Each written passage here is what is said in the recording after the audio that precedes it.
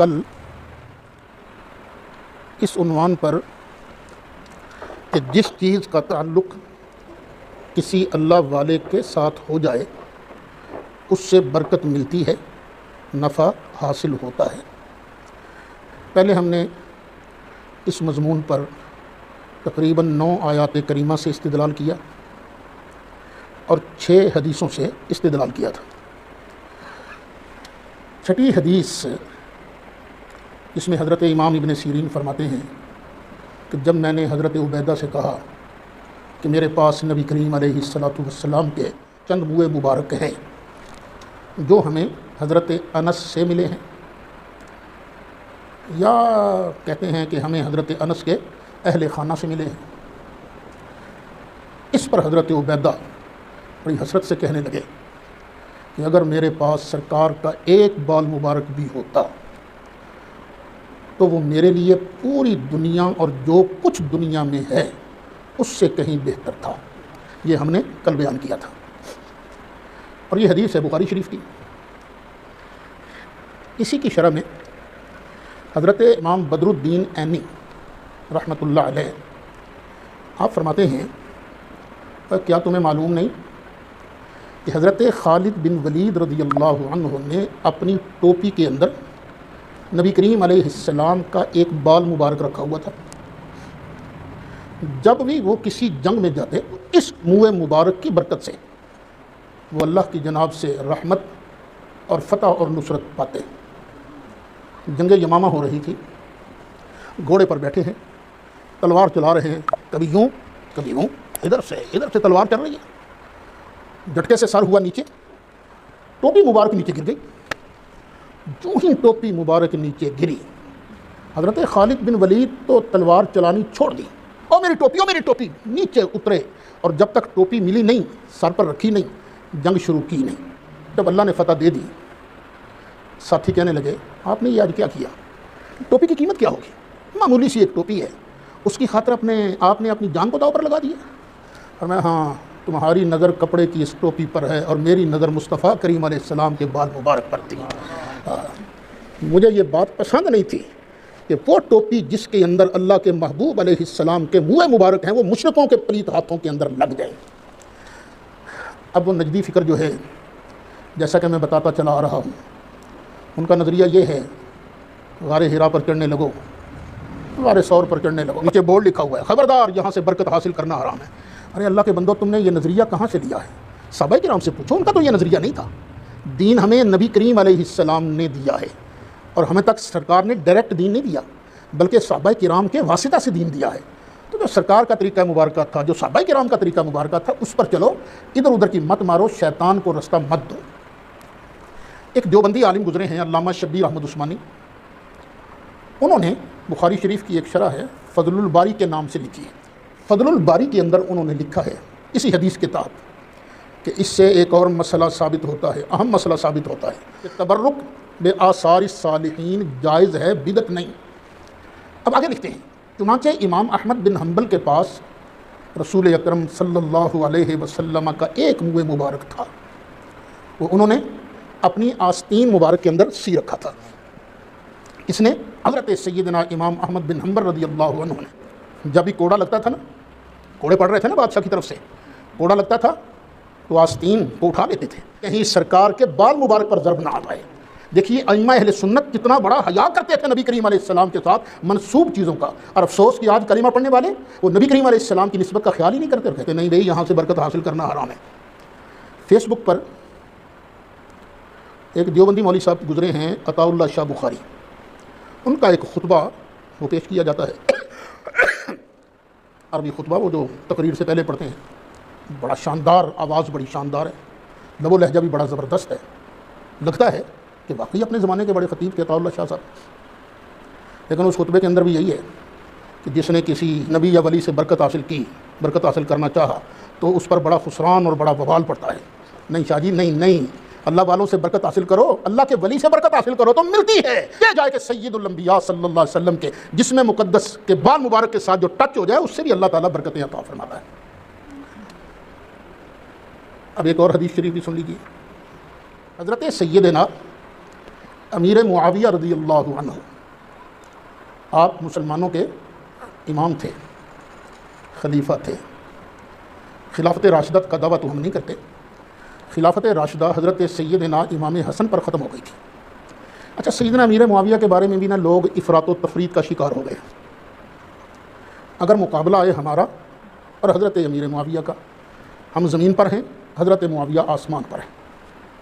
حتیٰ کہ سرکار غوث اعظم کا اور حضرت امیر معاویہ کا مقابلہ کرو، سرکار غوث اعظم زمین پر ہیں، حضرت امیر معاویہ آسمان پر ہیں۔ لیکن اگر مقابلہ آ جائے حضرت امیر معاویہ اور سیدنا علی مرتضیٰ کے درمیان، تو پھر امیر معاویہ زمین پر ہیں اور مولا مرتضیٰ آسمانوں پر ہیں۔ نہیں، ہم ان کی توہین نہیں کر سکتے، صحابی رسول ہیں۔ اور پھر مولا حسن نے ان کے ہاتھ پر بیعت کی تھی، صلح فرمائی تھی حضرت امام حسن نے۔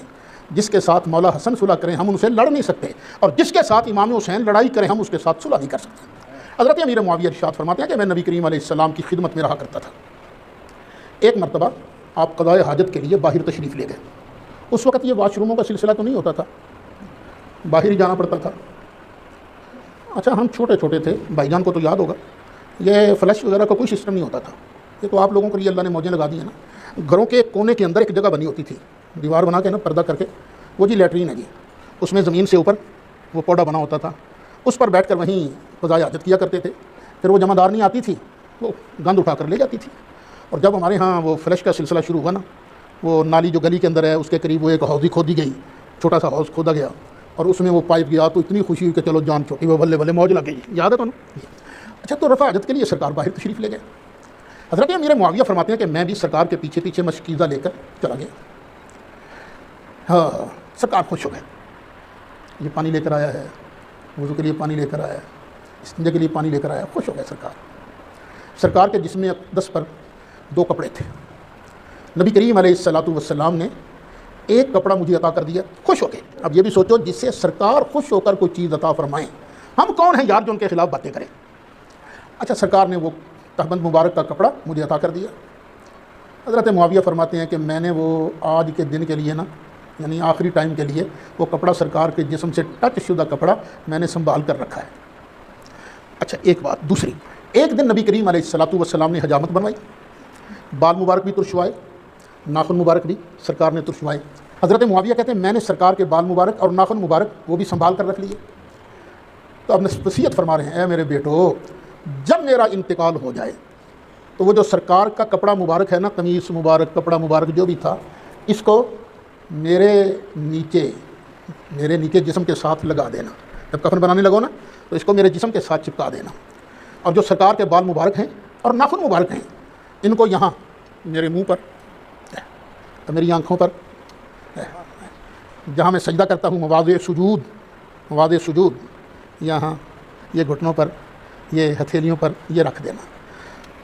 فرماتے ہیں سن لو، اگر مجھے کسی چیز نے نفع دیا تو یہی بابرکت چیزیں ہوں گی، یہی بابرکت چیزیں ہوں گی۔ یہ کون کہہ رہے ہیں؟ حضرت امیر معاویہ رضی اللہ عنہ، وہ دوست جو حضرت امیر معاویہ کا ذکر بڑا دھڑلے سے کرتے ہیں اور حضرت علی کا ذکر پسند نہیں کرتے، اور تم حضرت معاویہ کی بات مان لو، حضرت معاویہ کی بات مان لو۔ وہ اپنے آخری وقت کے لیے کہتے ہیں اگر مجھے کسی چیز نے نفع دیا تو یہی چیزیں ہوں گی، وگرنہ اللہ غفور الرحیم ہے۔ وہ ان چیزوں سے اپنی قبر کے اندر نفع کی امید رکھتے ہیں۔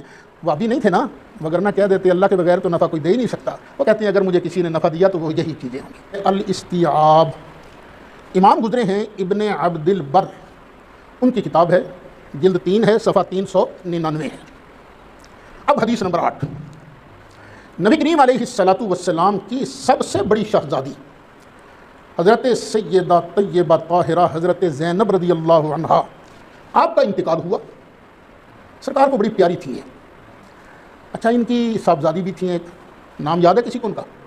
حضرت امامہ۔ حضرت امامہ وہ پتہ سرکار کو کتنی پیاری تھی؟ سرکار نماز پڑھ رہے تھے، وہ آ گئیں، سرکار نے یوں ہاتھ پکڑ کے اٹھایا، لگا دیا سینے سے، اللہ کی نماز شروع ہے۔ رکوع جانے لگے، سجدے کرنے لگے، اتارا اور رکوع چلے گئے، سجدے چلے گئے۔ پھر جب سجدے سے سر اٹھایا، پھر حضرت امامہ کو اٹھایا اور اٹھا کر پھر سینے سے لگایا، پھر اللہ کی نماز پر، بخاری شریف کے اندر موجود ہے یہ۔ اچھا، یہ حضرت سیدہ زینب کا ہوا انتقال۔ تو حضرت ام عطیہ فرماتی ہیں ہم نے جب حضرت زینب کو غسل دے دیا، غسل سے فارغ ہوئے، تو نبی کریم علیہ الصلوۃ والسلام نے فَأَلْقَى إِلَيْنَا حَقْوَهُ، سرکار نے اپنا تہبند ہمیں دیا کہ اس تہبند مبارک کو سب سے پہلے پہنائیں اور یہ میری شہزادی کے جسم سے چمٹا رہے۔ یہ ہے مسلم شریف جلد 1 صفحہ 304، بخاری شریف جلد 1 صفحہ 168۔ اب اس سے اندازہ لگائیے سرکار کیوں اپنا تہبند مبارک دے رہے کہ میری بیٹی کے جسم کے ساتھ لگا رہے۔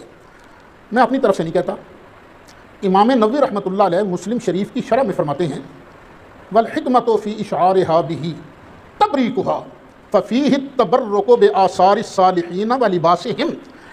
اس تہبند کو شعار بنانے میں حکمت یہ تھی کہ سیدہ زینب کو اس سے برکت حاصل ہوتی رہے، اور اس میں اس بات کی بھی دلیل ہے کہ صالحین کے آثار اور ان کے لباس سے برکت حاصل ہوتی ہے۔ آپ نے کئی بزرگوں کو دیکھا ہوگا، وہ اپنے مرشد کی ٹوپی یا کوئی کپڑا یا کرتا مبارک لے کر سنبھال کے رکھ لیتے ہیں، بھئی اس کو میرے کفن میں رکھنا ہے، اس کو میرے ساتھ قبر میں رکھنا ہے، کیونکہ اس کی برکت سے اللہ تعالیٰ مجھے نفع عطا فرمائے گا۔